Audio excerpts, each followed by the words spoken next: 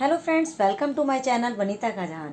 आज मैं आई हूँ प्रगति मैदान, जहाँ पर लगा हुआ है global medical devices and in vitro expo, जो कि इंडिया का फर्स्ट मेडिकल डिवाइसेस एक्सपो है। यहाँ पर आपको हॉस्पिटल में यूज़ होने वाले इक्विपमेंट, डिवाइसेस और लैब डिवाइसेस आदि मिल जाएंगे। ये एक्सपो 6 जुलाई से 8 जुलाई 2023 तक लगेगा और ये हॉल नंबर 7 में लगा हुआ है। जब आप सुप्रीम कोर्ट मेट्रो स्टेशन से गेट नंबर 10 की तरफ एंटर करते हैं तो वहीं पर आपको फ्री शटल सर्विस प्रोवाइड हो जाएगी। जब हम हॉल नंबर 7 में एंटर करते हैं तो लेफ्ट साइड पर रजिस्ट्रेशन काउंटर है, वहां पर एक फॉर्म फिल करना होता है। उसके बाद आपको एक बैज मिल जाएगा जिससे आपकी एंट्री होगी। यहाँ पर एक ही छत के नीचे मेडिकल इंडस्ट्री से जुड़ी हुई बहुत सारी कंपनीज अपने प्रोडक्ट्स और सर्विसेज को रिप्रेजेंट करने आई हुई हैं। इस एक्सपो का एम है मेडिकल सेक्टर के बिजनेस को और बढ़ाना।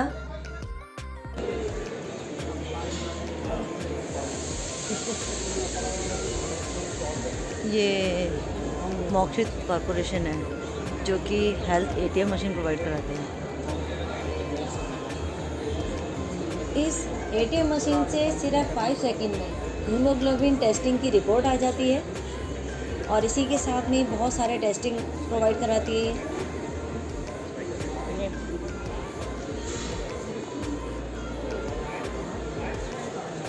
नेक्स्ट हम आ गए हैं भारत सर्जिकल इम्पैक्ट्स पर, जो कि सर्जिकल इम्पैक्ट्स प्रोवाइड कराते हैं। बेडिंग है इनके पास।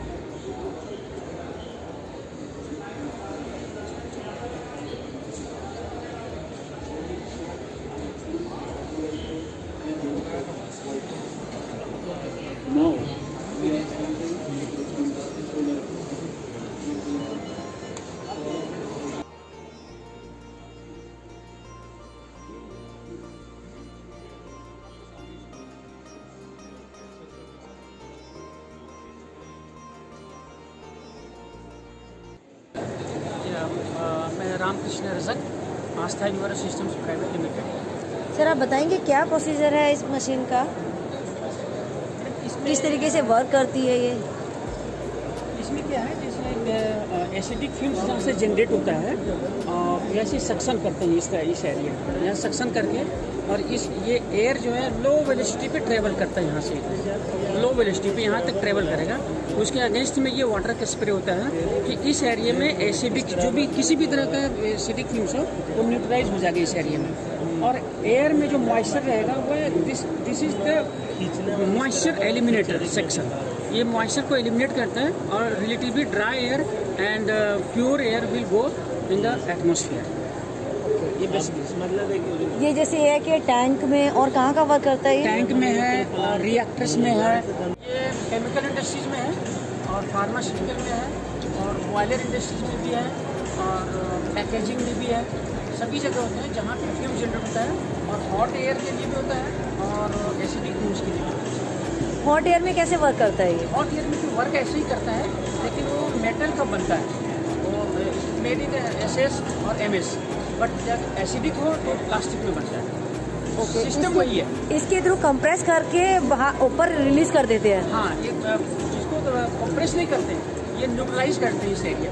ओके। और बॉटम में अगर हॉट एयर रहा तो मेटल में बनता है और वो प्रोसेस यही रहता है, सेम प्रोसेस। ओके सर, जैसे मैं पिक्चर्स में भी देख रही हूँ वेट स्क्रबर लिखा हुआ है, डस्ट प्रूफिंग सिस्टम है, तो वो किस तरीके से वर्क करता है? डस्ट प्रूफिंग सिस्टम हम लोग फार्मास्यूटिकल में या पैकेजिंग एरिया में हम लोग मेंटेन करते हैं माइक्रोन से। जैसे डस्ट का लेवल, जैसे यहाँ पे आप देखेंगे तो हो सकता है कि 20 माइक्रोन या 30 माइक्रोन बहुत कम होगा। हाँ, ज़्यादा है डस्ट का पार्ट अभी भी मतलब। अच्छा। इससे भी कम हम लोग मेंटेन करते हैं 5 माइक्रोन, और उससे भी कम जैसे हेपा फिल्टर लगा करके 0.3 माइक्रोन जो ऑपरेशन थिएटर्स में लगाया जाता है, उसके लिए होता है डस्ट प्रूफिंग सिस्टम। ओके। और वेट स्क्रबर जो होता है? वेट स्क्रबर यही है, ये वेट स्क्रबर है। इसमें भी आपका डस्ट लेवल बिल्कुल कम कर देगा, 5 माइक्रोन के आसपास। ओके। और FRP टैंक एंड डक्टिंग जो है? FRP टैंक भी वही स्टोरेज के लिए होता है, केमिकल स्टोरेज के लिए। ओके। FRP टैंक होता है। हमारे आइटम जितने भी है वो एयर पॉल्यूशन, एयर से रिलेटेड है, heating, ventilation, air conditioning and air pollution control. Okay sir, sir आप ये बताइए कि अगर आपसे कोई कांटेक्ट करना चाहे और ये मशीनरी प्रोवाइड कराना चाहे तो आप किस तरीके से प्रोवाइड करते हैं? जी, हमारे वेबसाइट में भी है, वेबसाइट है, बाकी हम लोग एडवर्टीजमेंट करते हैं, गूगल में भी है हमारा नाम। कहाँ से है आपकी कंपनी? हमारी फैक्ट्री है फरीदाबाद में, फरीदाबाद। ओके और दिल्ली में हमारा ऑफिस है।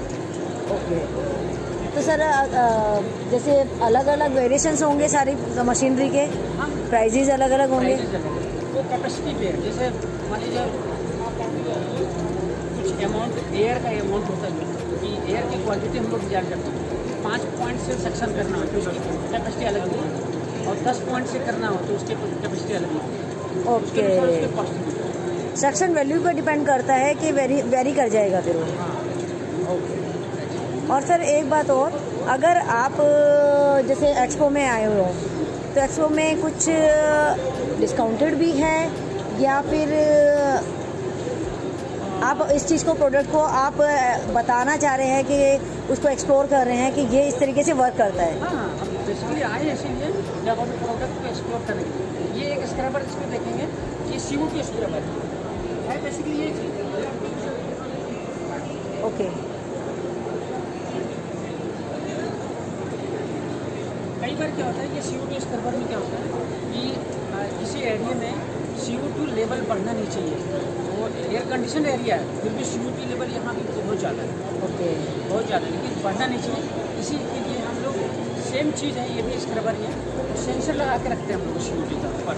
अच्छा। तो यहाँ का यहाँ इनलेट में हम देखेंगे एयर अंदर जा रहा है इसमें, ये भी चालू है, एयर यहाँ जा रहा है। यहाँ पे हम लेवल करेंगे, सेंसर लगाएंगे कि यहाँ पे CO2 लेवल कितना ppm है। उसके बाद ये इसके साथ ट्रैवल करके जब जाएगा तो ऑपरेट में हम लेंगे कि ऑपरेट में CO2 रिड्यूस हो जाता है, वो भी देख सकते हैं यहाँ पे ये रिड्यूस हो जाता है।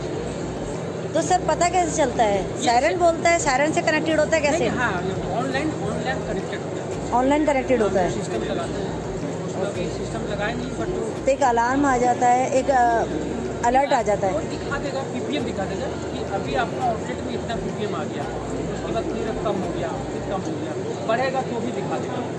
तो वो एक्सेल में आ जाता है, बार चार्ट उसके साथ।